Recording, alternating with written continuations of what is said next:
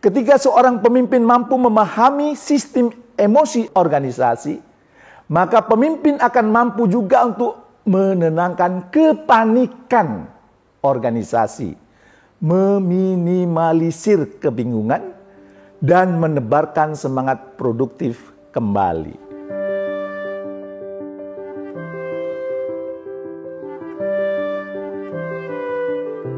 Assalamualaikum warahmatullahi wabarakatuh. Bertemu kembali dengan saya dalam acara Leadership Inspiration.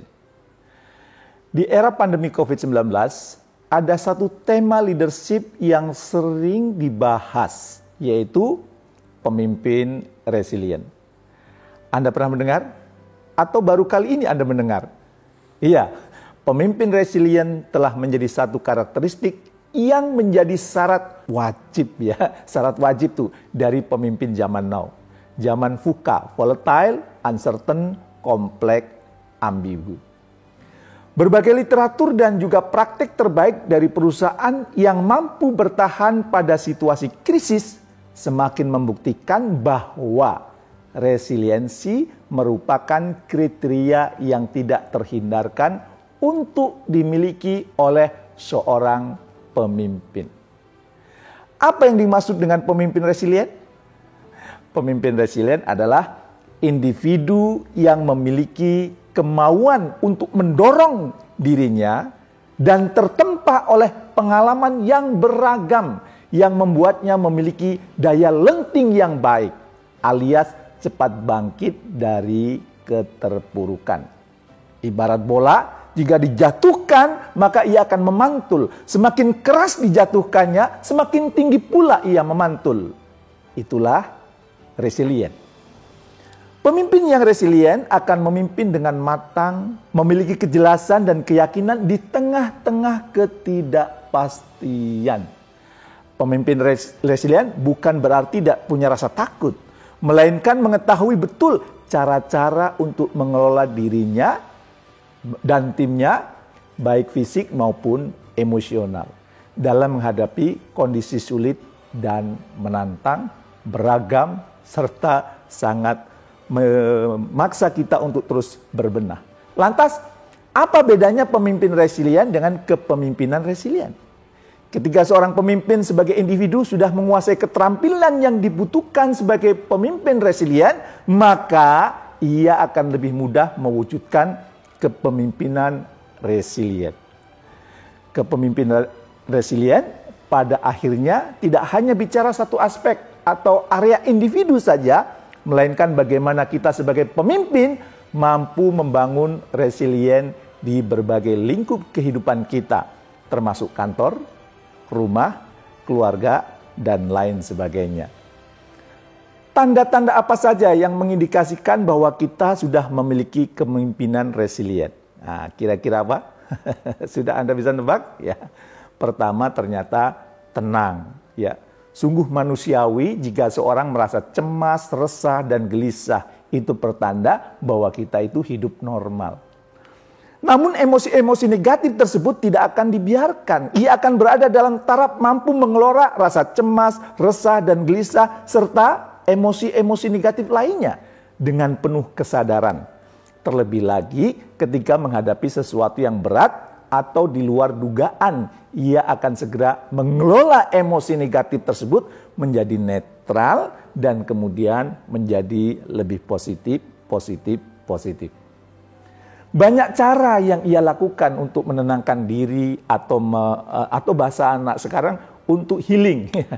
Mulai dari ngobrol dengan diri sendiri, me time, berkonsultasi dengan ahli, atau mengadu kepada Sang Maha Kekasih.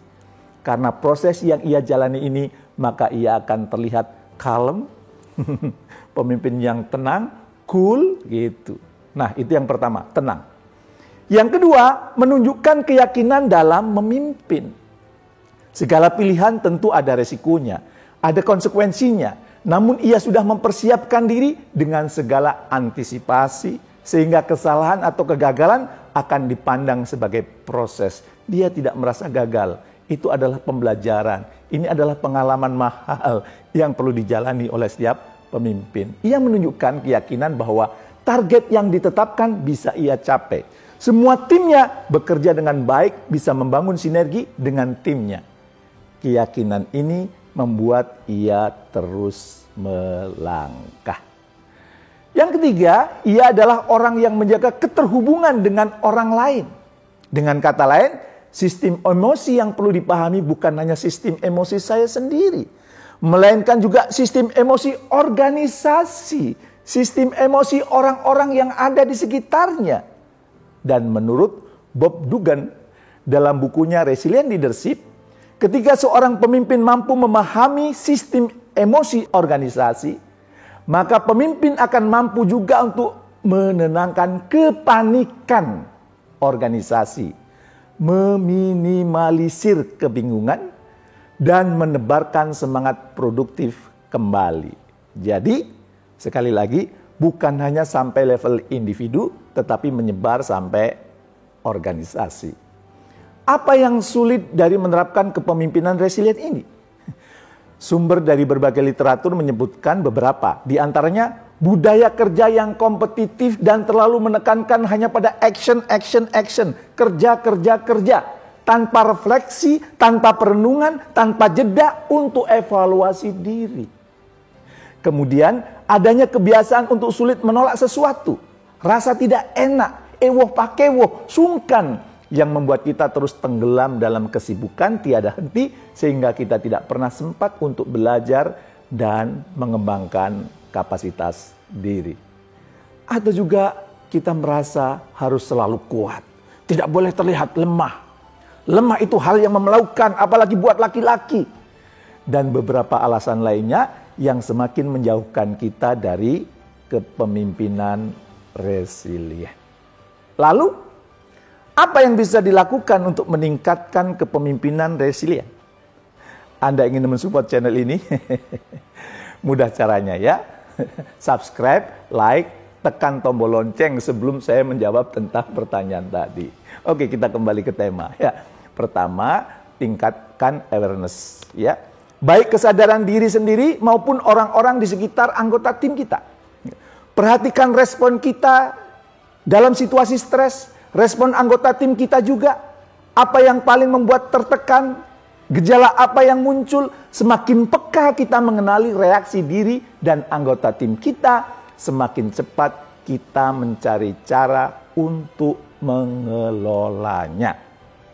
Berikan kesempatan kepada anggota tim yang sedang stres, yang sedang tertekan, dan depresi untuk melakukan jeda, me time, dan refleksi diri. Yang kedua, bangun ritual, dan ritualnya itu bukan hanya ritual diri, bangun ritual diri dan anggota tim yang mendukung produktivitas. Mulai dari hal-hal yang sederhana di keseharian, seperti olahraga, tidur yang teratur, mencari udara segar, membiasakan diri untuk saling memberikan masukan, terbuka dengan ide apapun yang dikemukakan, dan sebagainya. Cobalah sebelum rapat menyediakan waktu untuk masing-masing mengungkapkan rasa syukur atau pengalaman menarik selama beberapa hari terakhir. Biarkan anggota tim kita berbagi cerita yang menarik. Jangan ngomong kerjaan melulu. Seolah-olah hidup itu hanya kerja. Jadi kadang-kadang kita perlu menyediakan waktu untuk anggota tim kita mengungkapkan pengalaman-pengalaman terbaiknya dan rasa syukurnya.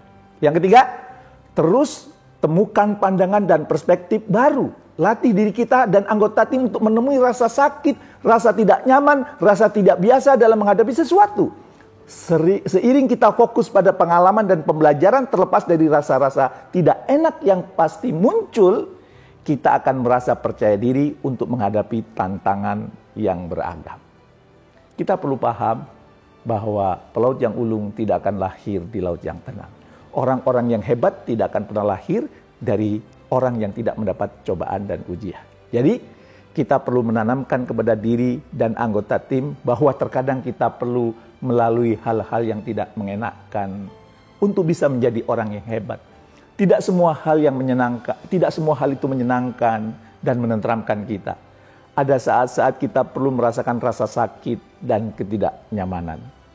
Hal ini perlu ditanamkan kepada anggota tim kita. Dan resilient itu seperti otot. Melalui perencanaan yang solid, latihan yang konsisten, menerima umpan balik, berefleksi, dan mengoreksi kesalahan-kesalahan dengan tujuan agar apa? Agar kedepannya lebih baik. Ia akan terbangun di dalam diri kita dan juga anggota tim kita. Jadi perlu dilatih resilient itu. Sebagaimana kalau kita mau latihan otot kita, ya perlu dilatih supaya otot kita itu terlihat lebih kuat. Tetaplah jangan lupa menjadi pemimpin yang benar-benar memimpin, salah satunya dengan melatih otot resilient di dalam diri kita. Apa lagi yang Anda tunggu sekarang? Nah, Anda memperoleh inspirasi dari video ini? Bila jawabannya ya, silahkan Anda share ke orang-orang yang Anda kenal agar mereka juga memperoleh inspirasi. Terima kasih, semoga Anda semakin sukses mulia.